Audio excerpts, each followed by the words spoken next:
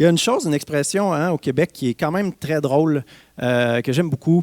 Mettons quelqu'un qui est haïssable, quelqu'un qui est pas vivable, c'est quelqu'un de désagréable. Une chose qu'on va dire des fois, c'est « il n'est pas du monde ». Hein? Il n'est pas du monde. Et étonnamment, c'est une chose que Jésus a dit sur nous. Dans Jean 17, verset 14, il a dit « Ils ne sont pas du monde ». Mais heureusement, ce n'est pas dans le même sens que l'expression québécoise. On va lire la suite, là, 14 à 16. « Ne sont pas du monde comme moi, je ne suis pas du monde. » OK, ça rassure quand même d'être comme Jésus. Vous êtes content d'être comme Jésus? De plus en plus? Good. « Je ne te prie pas de les ôter du monde, mais de les préserver du mal. Ils ne sont pas du monde comme moi, je ne suis pas du monde. »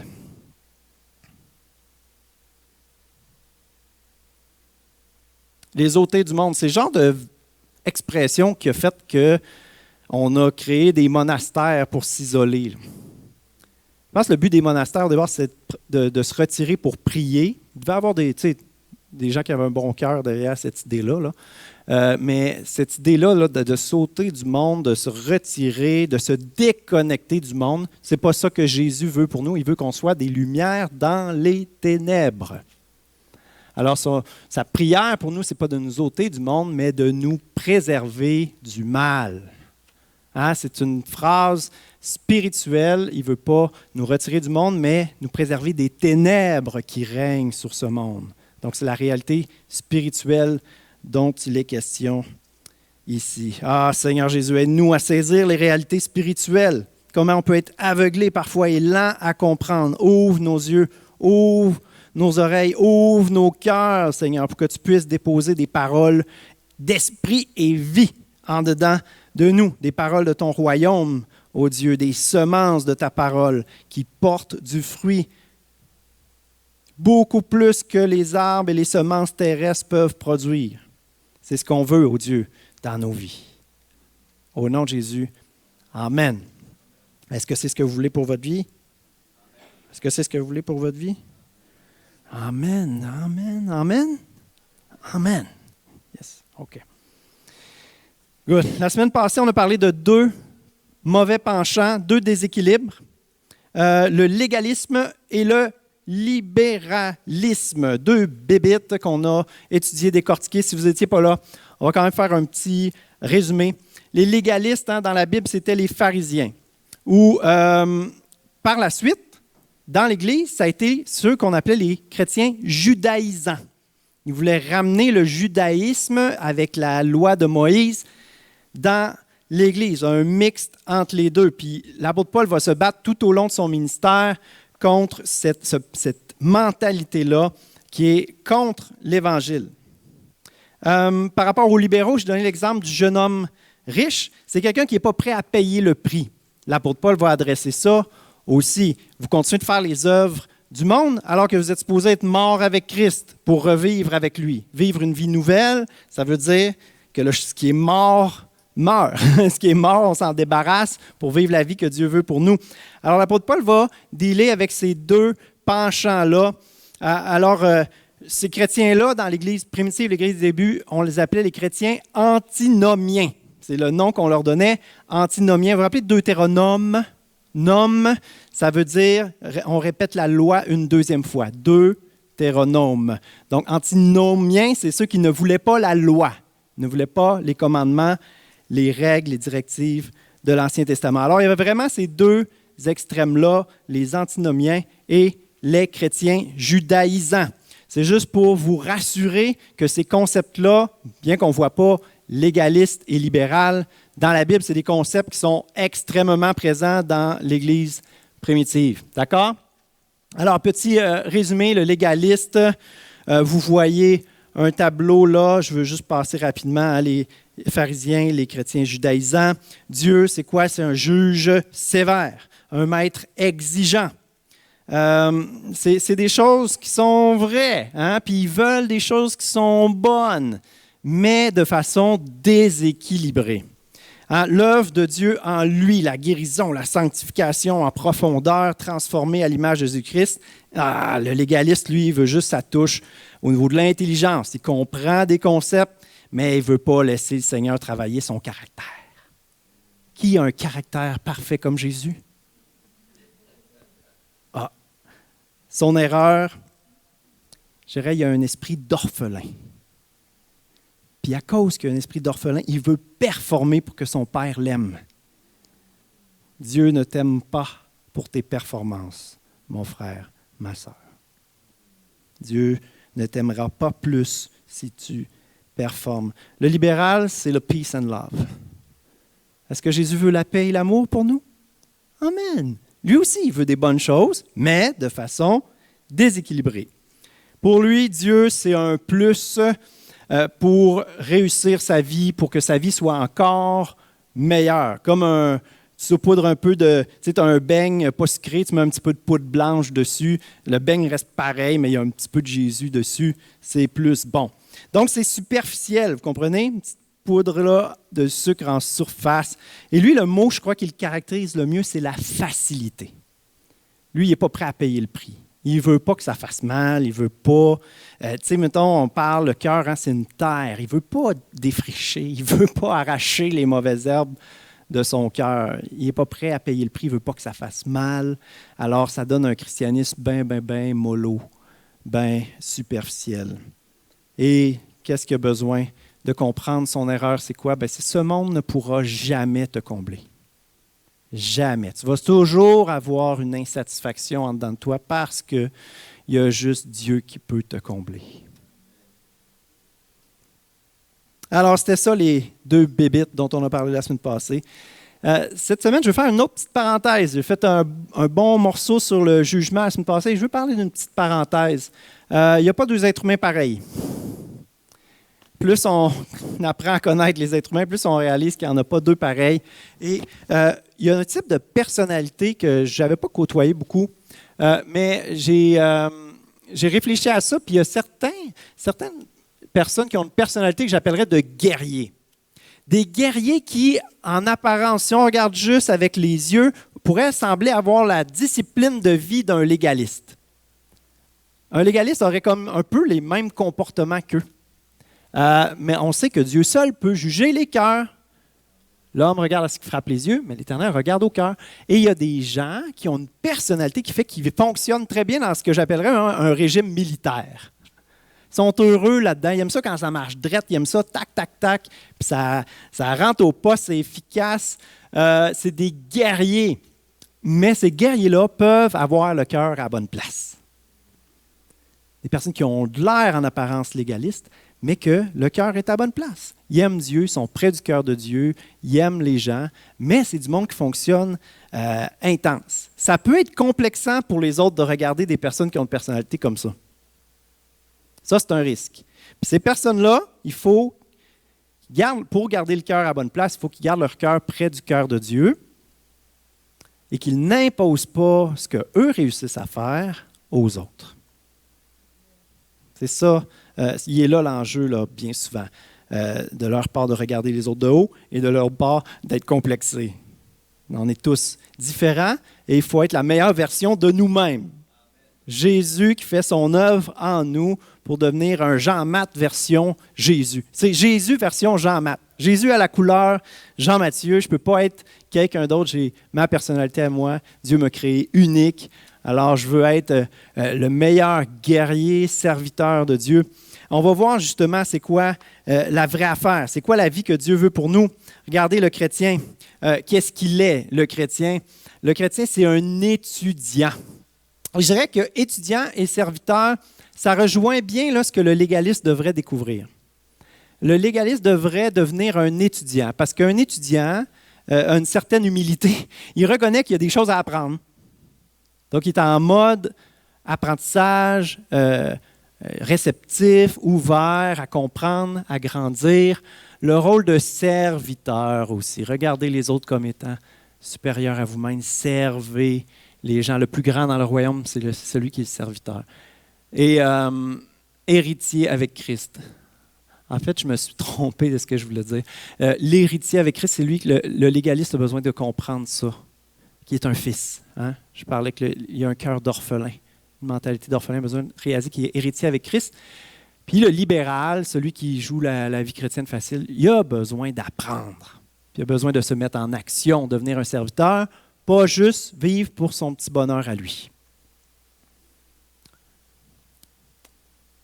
Vous vous démêlez tranquillement avec moi sur le légaliste, le libéral, parce que on fait une série vraiment là-dessus dans les 4-5 prochaines semaines. On va adresser des sujets corsés, des sujets qui ont un peu dérangé dans ce que j'apporte depuis que je suis arrivé.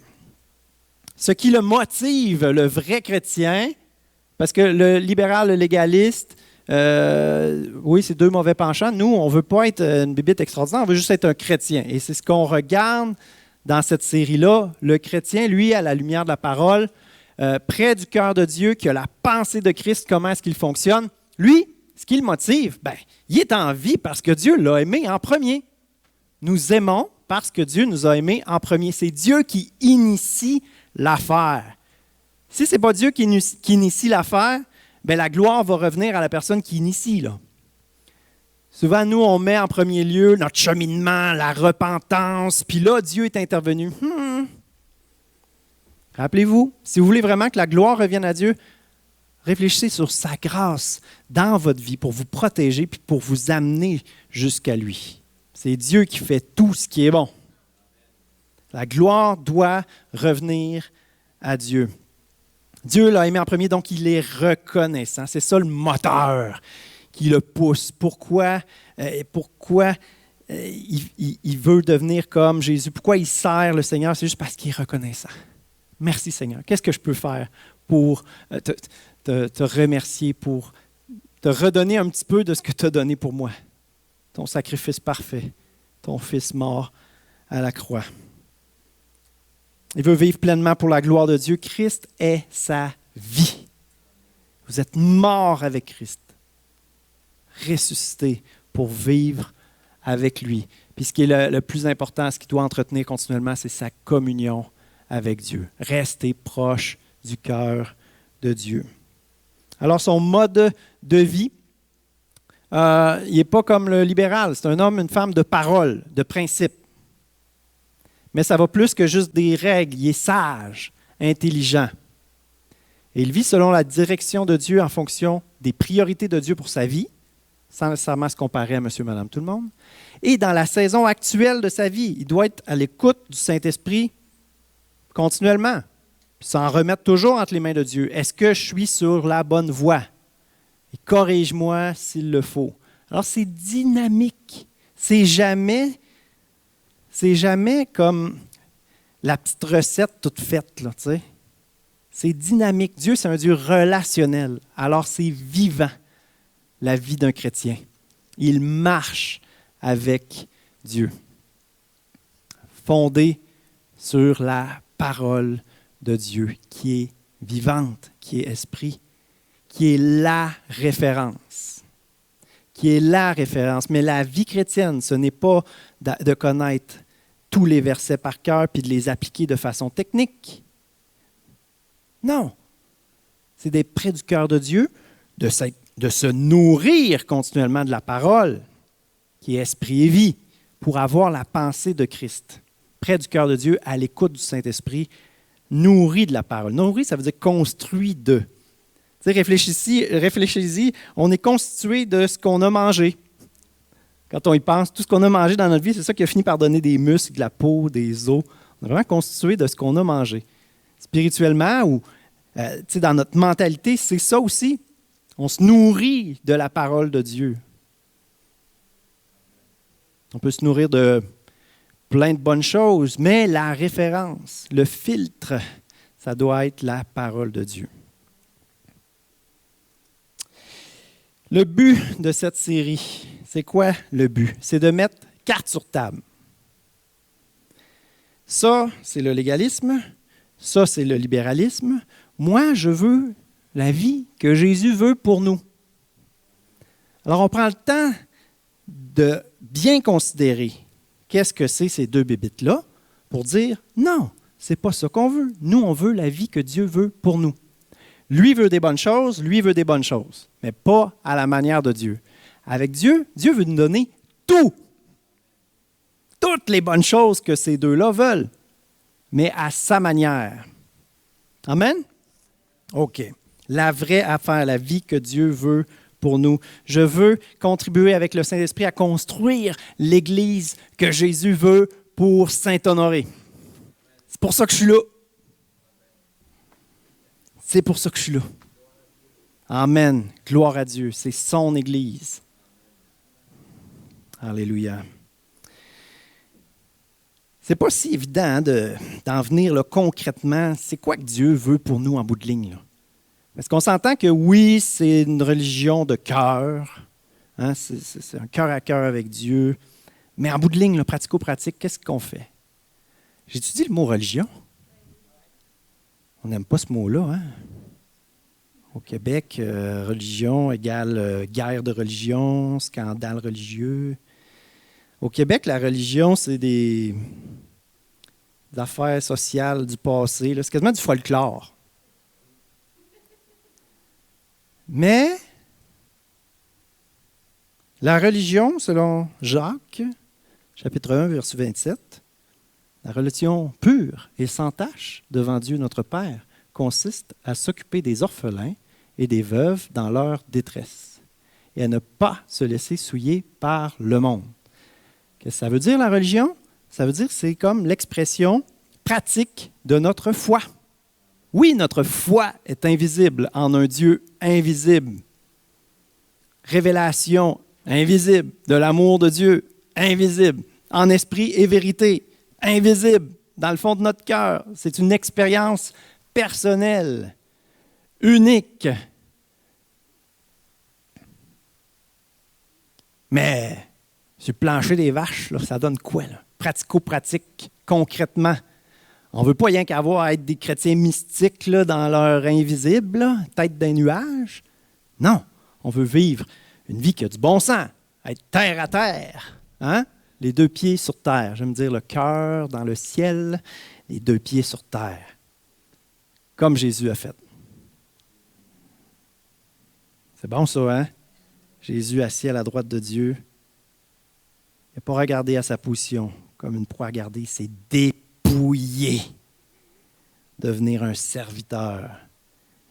Les sandales dans la poussière. Alors nous aussi, le cœur dans le ciel, attaché au Père, mais les pieds sur terre. La religion pure et sans tache, elle doit être pratico-pratique. Et Jacques fait ressortir deux éléments ici. S'occuper des orphelins et des veuves. Ça, on pourrait appeler ça la justice sociale. Souvent, quand on lit la Bible, là, on voit le mot justice, puis nous, on pense à la cour avec le juge. Clac!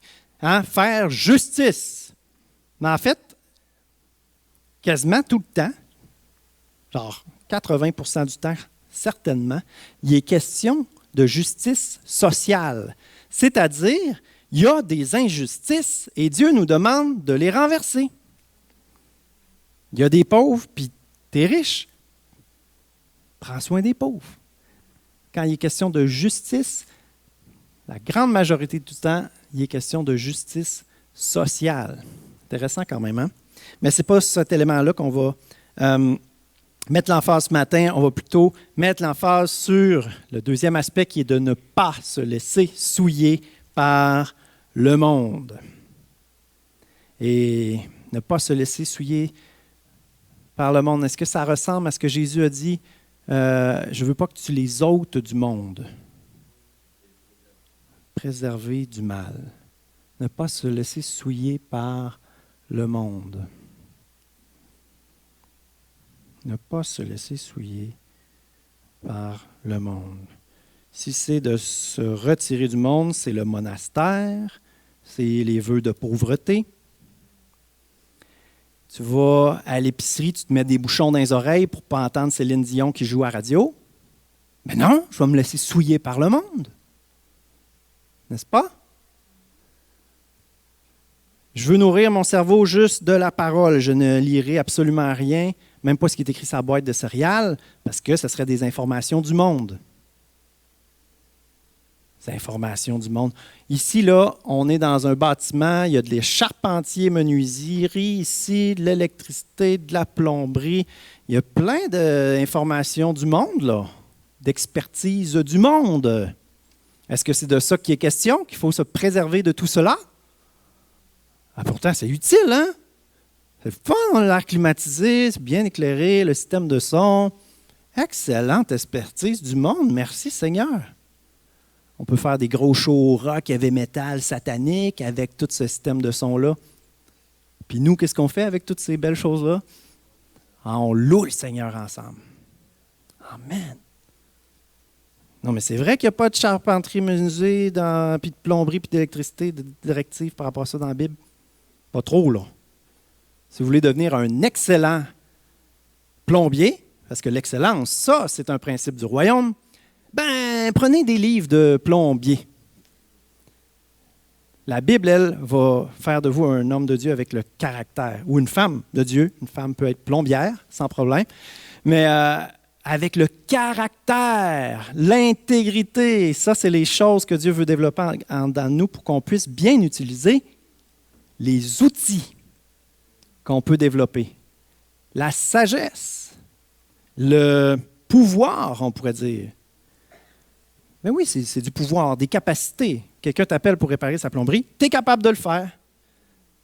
Tu peux le faire puis te péter les bretelles puis te trouver bon, ou tu peux le faire puis te dire hey, « Le Seigneur est merveilleux, me donner la capacité, la santé, l'intelligence pour comprendre comment ça marche. Les personnes qui ont besoin de mes services, je les aide, je reçois ce qui m'est dû, je peux nourrir ma famille, je peux servir le Seigneur. Vive la plomberie. Merci Seigneur pour le métier que vous avez appris. Merci Seigneur. Hein? Il a développé vos dons, vos capacités. Vous pouvez servir le Seigneur avec ce que vous avez développé. Pourquoi je parle de tout ça? Ben, parce que c'est une des choses qui, je crois, m'a été... de quoi j'ai été accusé. D'utiliser la psychologie du monde ou le leadership d'entreprise du monde. Je suis un psychologiseux de l'Église. Je laisse l'influence du monde entrer dans l'Église. L'Église risque, à cause de moi, d'être souillée par le monde. Peut-être que je grossis l'affaire, mais honnêtement, c'est un peu de ça, les craintes, puis les gens qui pouvaient être troublés là, d'un pasteur qui veut contaminer l'Église par la pensée du monde. Quelle étiquette on pourrait me donner? Libéral ou légaliste, si c'est vrai? Libéral, ben oui, le libéral, c'est correct, hein? On n'a pas de problème, on peut laisser n'importe quoi, c'est bon. On m'accuse, effectivement, d'être un chrétien trop libéral. Moi, je vous ai dit tantôt, la Bible, c'est la référence. Si vous m'entendez prêcher quelque chose de contraire aux Écritures, appelez-moi. Je vous dis, le téléphone du pasteur, j'ai une question, il ne sonne pas souvent. On l'annonce à toutes les semaines. Si je dis quelque chose contraire à la parole, appelez-moi. Parfois, il est question de principe, d'application concrète. Ça ne fait pas votre affaire, on va en parler. Mais souvent, quand il est question de principe, d'application concrète, d'aujourd'hui, là, comme la plomberie, l'électricité, non, il n'y a pas de directive dans la Bible. Non. C'était pas inventé encore, là, l'électricité. Il n'avait pas découvert ça. Alors, on peut discuter, se comprendre, s'expliquer. Je me nourris. Vous avez un pasteur qui se nourrit de la parole et qui n'a pas peur des trésors qu'on peut découvrir, les outils qu'on peut découvrir. Des trésors. Pourquoi des trésors? Parce que c'est Dieu qui a tout créé. Dieu a donné l'intelligence à l'être humain pour comprendre ce qu'il a créé. Ça peut être utile de s'en priver par peur de... Alors, on se remet en question, on se questionne, est-ce que mon cœur est à la bonne place? Est-ce que je suis en train de amener le monde dans l'Église? On va voir la semaine prochaine qu'est-ce que ça veut dire l'influence corruptrice du monde. C'est ça qu'on voit dans un Jacques 27, là, si je me rappelle bien. C'est ça l'expression? Hein? Se laisser souiller par le monde. On va voir la semaine prochaine qu'est-ce que ça veut dire. Se laisser souiller par le monde. En un mot, se laisser souiller par le péché. Pas par la plomberie. Pas par l'intelligence, la connaissance que l'être humain peut découvrir, mais le péché. Et on va regarder un texte qui nous explique très bien c'est quoi le péché. Dans 2 Timothée 3, versets 2 à 5. Est-ce qu'il est sur les diapos, celui-là? Je crois que non. Je crois que je l'ai rajouté après. Mais je voulais juste passer à travers vite fait, parce que vous allez voir la semaine prochaine c'est quoi l'influence corruptrice du monde. 2 Timothée 3, 2 à 5. Rappelle-toi bien ceci. Dans les derniers temps, il y aura des jours difficiles. En effet, les hommes seront égoïstes, amis de l'argent, vantards et orgueilleux. Ils feront insulte à Dieu et seront rebelles à leurs parents. Ils seront ingrats et sans respect pour ce qui est saint. Ils seront durs, sans pitié, calomniateurs, violents, cruels, ennemis du bien. Ils seront traîtres, emportés et enflés d'orgueil. Ils aimeront le plaisir plutôt que Dieu. Ils garderont les formes extérieures de la foi, mais ils en rejetteront la puissance. Détourne-toi de ces gens-là. Ça, c'est des péchés. Le monde des ténèbres, pas la planète, puis ce que les êtres humains réussissent à découvrir comme trésor dans la création. C'est pas ça, se laisser souiller par le monde dans le sens l'esprit du monde, le péché, les ténèbres. Ce n'est pas les souillures du monde. Les souillures du monde, ce ne sont pas les trésors ou les outils que l'être humain découvre dans la création de Dieu. Les souillures du monde, ce n'est pas les trésors et les outils que l'être humain découvre dans la création. Les trésors du monde, c'est le fait que Dieu a donné l'intelligence à l'être humain pour découvrir et comprendre le génie de Dieu derrière sa création. Si des non-chrétiens découvrent des choses et ne donnent pas gloire à Dieu, tant pis pour eux. Ça ne veut pas dire qu'ils n'ont pas découvert des bonnes choses et que nous, on peut dire gloire à Dieu pour ce qui a été découvert de bon.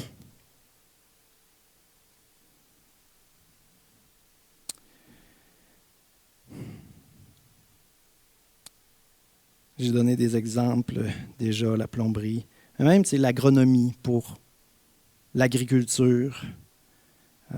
Tellement de bonnes connaissances à découvrir qui n'est pas dans la liste de 2 Timothée 3, 2 à 5. Et moi, c'est une compréhension de la pensée de l'âme humaine qu'on a identifiée comme étant de la théologie. Moi, croyez-moi pas, ma référence, mon filtre, ça reste la parole de Dieu, mais ça ne veut pas dire qu'il n'y a pas des bonnes choses. Et parfois, c'est juste des déductions logiques, une compréhension, l'intelligence que Dieu veut qu'on développe pour comprendre les choses, pour discerner les choses, la sagesse qu'il veut qu'on développe. C'est dans nos pensées. Et si des concepts que j'apporte, parfois, ça peut s'apparenter à de la psychologie. Mais c'est parce que les psychologues, ils veulent que l'être humain devienne une bonne personne. Dieu veut sauver notre âme et nous faire progresser pour qu'on devienne des personnes comme Jésus. Il n'y a pas plus bon que Jésus. Dans ce sens, je vais peut-être troubler en disant ça, mais Dieu est le grand psychologue. Il peut guérir ton âme. Ce que Claire nous a raconté, ce n'est pas juste un petit cheminement de « les choses vont mieux, j'ai des meilleures pensées ». Elle est guérie.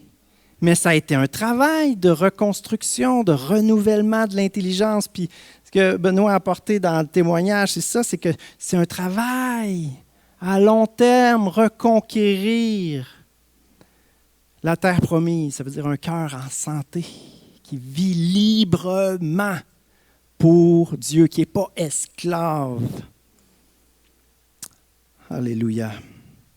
Il y a des trésors, des outils à découvrir. Je vais vous donner un exemple. Je me suis fait donner dernièrement un livre sur les discussions difficiles, discussions cruciales, délicates. Tu sais, quand il y a des problèmes entre les êtres humains, ça arrive des fois. Et quand tu es pasteur d'une église, quand il y a des problèmes, il faut que tu les adresses. Je ne suis pas un pasteur qui met la poussière en dessous du tapis, qui fait semblant qu'il n'y a pas de problème. Je crois que l'Église, c'est des êtres humains et c'est des relations. Et si on veut laisser la vérité, la lumière de Dieu briller sur son Église, il faut qu'on soit en paix, qu'on travaille à être en relation, à apprendre à aimer ensemble. Alors, c'est ce que je me tue à faire. C'est ce que je me suis... Oui, me tue, dans le sens...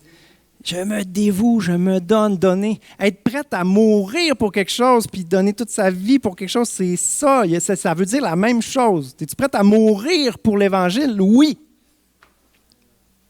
Tu sais, c'est ta vocation, c'est ta mission dans la vie. Tu le fais à fond, là, tu sais.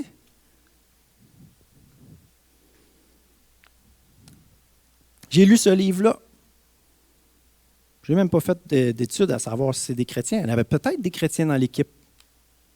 Parce que c'est intéressant, à un moment donné, ça n'avait pas de bon sens. Il était question que, mettons, tu poses des questions à personne, tu veux t'intéresser. Tu ne veux pas juste donner l'impression que tu t'intéresses. Tu veux t'intéresser. Alors, dans le livre, il était question d'intégrité, d'être sincère. Pour t'intéresser vraiment à la personne, il faut que tu aimes la personne. Un chrétien, ça a l'amour de Dieu en dedans de lui. C'est un commandement d'aimer les gens autour de nous. Alors, les outils que je découvrais sont possibles comme aucun psychologue peut t'apprendre. Sont possibles en Jésus. Ces outils-là deviennent formidables. Ils m'aident à être un meilleur pasteur. Alors, ça sert à la gloire de Dieu. Des outils. Des trésors, une équipe qui a dévoué 2-3 ans à aller dans des entreprises, puis voir comment les discussions d'équipe se passent, puis quand il y a des sujets délicats, de la mésentente, il y a certaines personnes qui ont le don d'arrêter ça, de rassurer les gens, puis de donner une perspective plus élevée, constructive. On ne se bute plus au problème. Et c'est ce qui est partagé dans ce livre-là. Ah, c'est vrai, c'est bon de rassurer les gens que on s'aime, on veut aller de l'avant, on n'est pas là pour s'attaquer les uns les autres. C'est tout biblique. C'est merveilleux quand l'être humain découvre des choses qui sont bibliques. Moi, je suis tellement béni. Des fois, des scientifiques qui découvrent des choses, puis c'était déjà dans la Bible, ça. Ça confirme. C'est merveilleux. L'intelligence humaine qui fait qu'on réalise que dans la Bible, ça a été dit il y a des milliers d'années.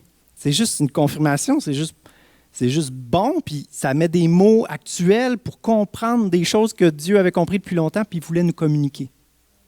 On grandit avec le Seigneur. On se nourrit de la parole de Dieu. C'est ça la différence. De quoi tu nourris ton âme? Si tu lis juste des choses pas chrétiennes, tu écoutes juste des choses pas chrétiennes, c'est ça qui arrive. Je ne dis pas qu'à l'épicerie, il faut que tu te mettes de la louange, que tu lises ta Bible tout le temps, tu es tout le temps à genoux en train de prier. Non, il ne veut pas nous ôter du monde, nous déconnecter du monde. Il veut qu'on vive normalement, mais prier sans cesse. Ça veut dire garder la ligne ouverte, garder le cœur proche de Dieu. Que la Bible, ça soit de ça que vous vous nourrissez, votre nourriture. Ça ne veut pas dire qu'il faut avoir peur des outils qu'on peut découvrir. On va retourner à Romains 14. C'est vraiment le chapitre clé. On l'a regardé déjà la semaine passée. Mais vous allez voir comment c'est riche ce chapitre-là. Je vous invite à le lire aussi à la maison. Puis je vais vous le dire, s'il y en a d'entre vous, je lance ça comme ça, tu sais. J'adresse des situations, des choses que j'ai entendues à mon égard qui dérangeaient. Puis je vais vous le dire, si ça vous dérangeait d'avoir l'impression que c'est de la psychologie qui rentre dans l'Église, la suite du message, vous allez la trouver difficile. Avertissement. Vous allez le trouver difficile. Soit ça va vous percuter le cœur, puis vous allez comprendre quelque chose d'autre de la part de Dieu, ou soit ça va vous enrager. Mais ce n'est pas moi qui va le dire, c'est l'apôtre Paul. alors vous vous arrangerez avec lui. Ou il est mort, arrangez-vous avec son maître. C'est écrit dans la Bible, fait que bonne chance. Romains 14, 6. Celui qui mange, c'est pour le Seigneur qu'il mange, car il rend grâce à Dieu. Celui qui ne mange pas, c'est pour le Seigneur qu'il ne mange pas, et il rend grâce à Dieu. On a lu ça la semaine passée. On va aller voir 2 autres versets dans le chapitre 14. Puis, l'apôtre Paul, là, ici, ne fait pas la promotion du végétarisme. Okay? Il aborde une question sur la viande, parce que la viande qui était vendue sur les marchés, il y a beaucoup de viande qui était sacrifiée à des idoles. Alors, ça dérangeait. C'était l'influence du monde. Les viandes aux idoles. C'est de la psychologie. C'est vraiment une application assez directe. Romains 14, versets 2 et 3. Tel croit pouvoir manger de tout. Le prétentieux. Tel autre qui est faible ne mange que des légumes. Oh! Que celui qui mange ne méprise point celui qui ne mange pas, et que celui qui ne mange pas ne juge point celui qui mange, car Dieu l'a accueilli. Et étonnamment, ici, l'apôtre Paul dit que les chrétiens qui sont libres dans leur conscience de manger de la viande sacrifiée aux idoles sont plus matures que ceux qui préfèrent s'en priver.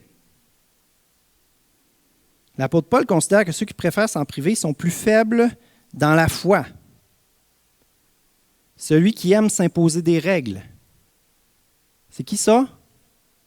Le légaliste a de la misère avec le fait que le libéral mange. Le libéral, à ses yeux. Mais c'est sûr, quand tu es légaliste, tu regardes à gauche, tout le monde a de l'air libéral. Le chrétien est au-dessus de ça. Il voit c'est quoi les 2 pièges qui le guettent de devenir trop libéral, trop légaliste.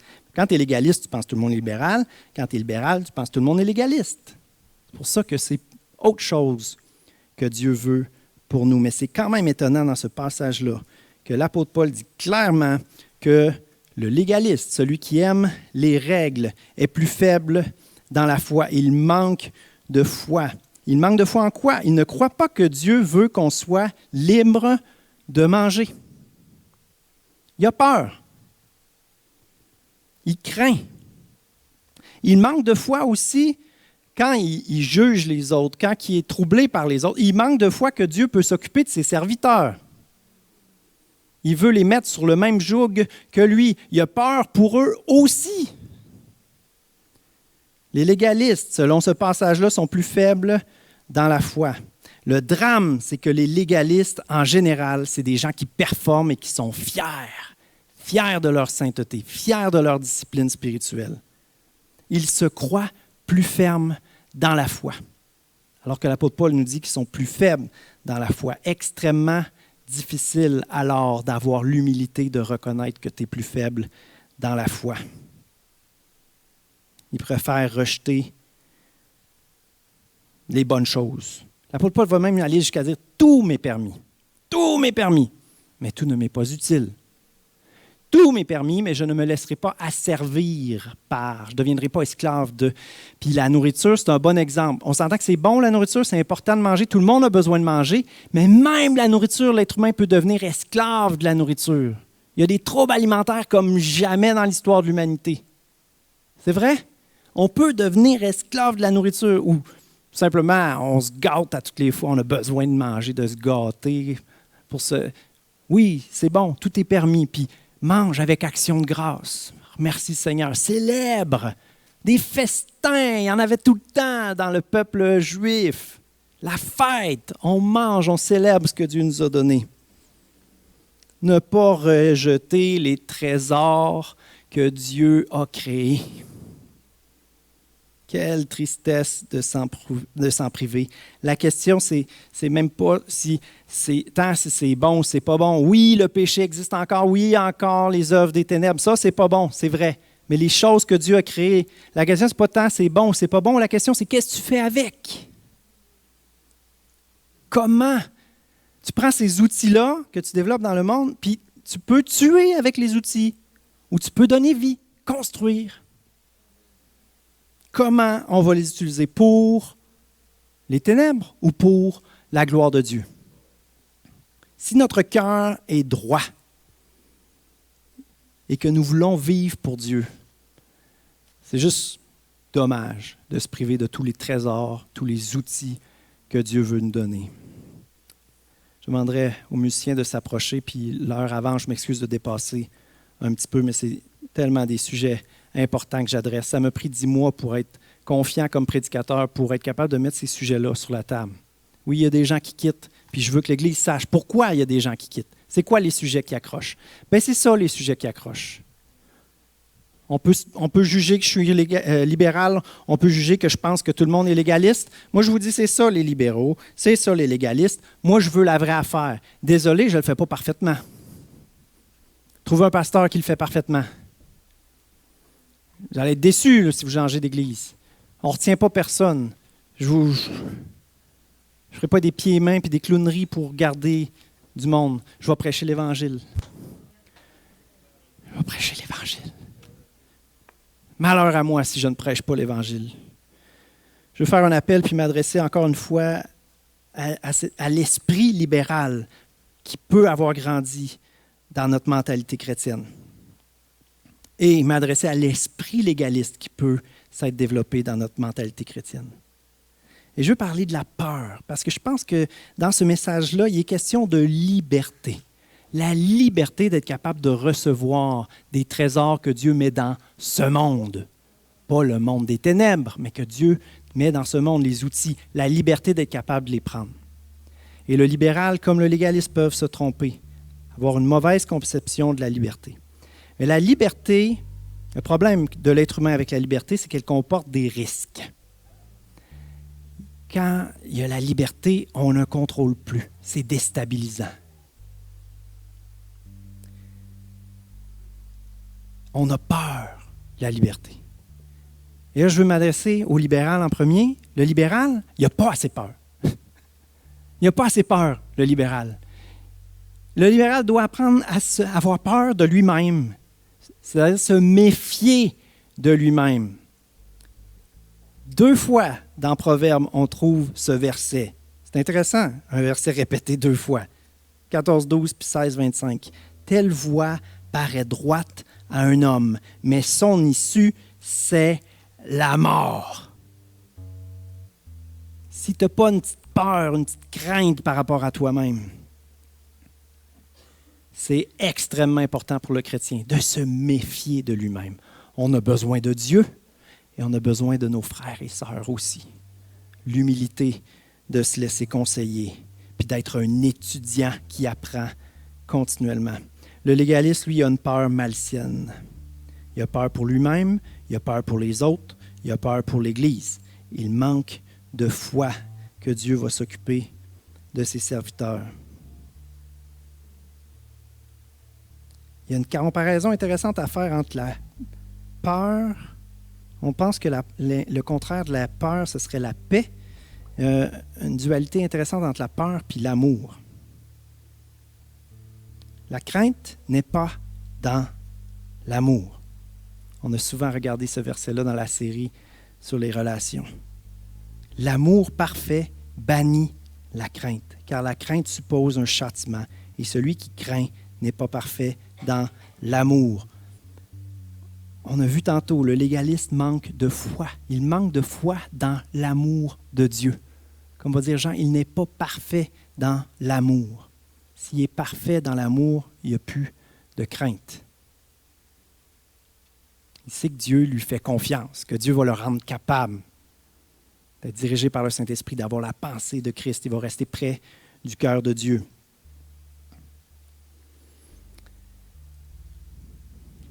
Le légaliste, il a un esprit d'orphelin. Puis peut-être la parole que j'aimerais, Saint-Esprit, dépose dans les cœurs, c'est que votre Père terrestre vous exigeait de performer.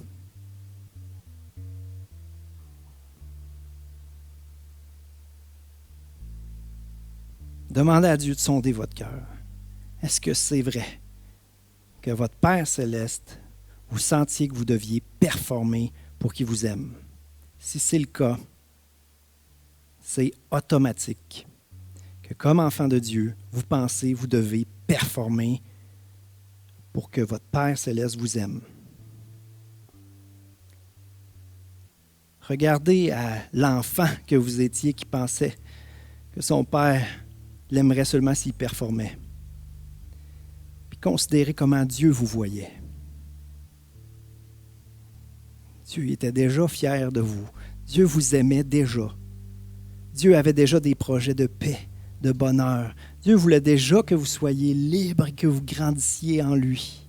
Dieu voyait tout votre potentiel. Puis oui, la vie a fait que vous avez été brisé. Vous avez déçu. Puis ça a fait que vous vous êtes dévalorisé. Puis là, vous avez besoin de performer pour prouver à tout le monde que vous êtes bon. Vous prouvez à vous-même que vous êtes bon, que vous avez une valeur. Votre valeur, elle va être comblée seulement quand vous allez accepter que Dieu veut que vous soyez ses enfants. Héritiers avec Christ, qui n'ont rien à faire et que Dieu les aime parfaitement. Rien à faire.